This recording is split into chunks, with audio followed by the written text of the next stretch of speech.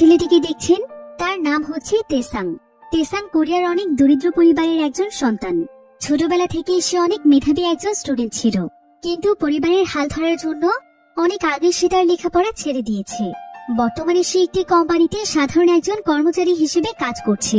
তবে তেসাং সবসময় তার পরিবারকে একটু ভালো রাখতে চাইতো, তাই সে বাড়তি কিছু টাকা উপার্জনের জন্য নিজের জীবন বাজি রেখে ইলিগেল মালামাল সাপ্লাইয়ের কাজ করত। সে অন্য দেশের বর্ডার পার করে নিজের দেশে বিভিন্ন অবৈধ মালামাল ট্রাকের মাধ্যমে সাপ্লাই করে নিয়ে আসত। কিন্তু এত ঝুঁকিপূর্ণ কাজ করে তার তেমন কোনো লাভই হতো না, বরং লাভ হতো কোম্পানির মালিকদের। কিন্তু তার এত কষ্টের পরও তাকে কেউ তেমন ভাবে মূল্যায়ন করত না।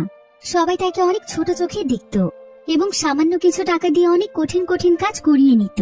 এভাবেই সকলের অবহেলার শিকার হতে হতে এক পর্যায়ে তেসাং তার জেদ, বুদ্ধি এবং সাহসিকতা দিয়ে এমন কিছু করে দেখায় যেটা কেউ কোনোদিন কল্পনাও করতে পারেনি। সাধারণ একজন সহজ সরল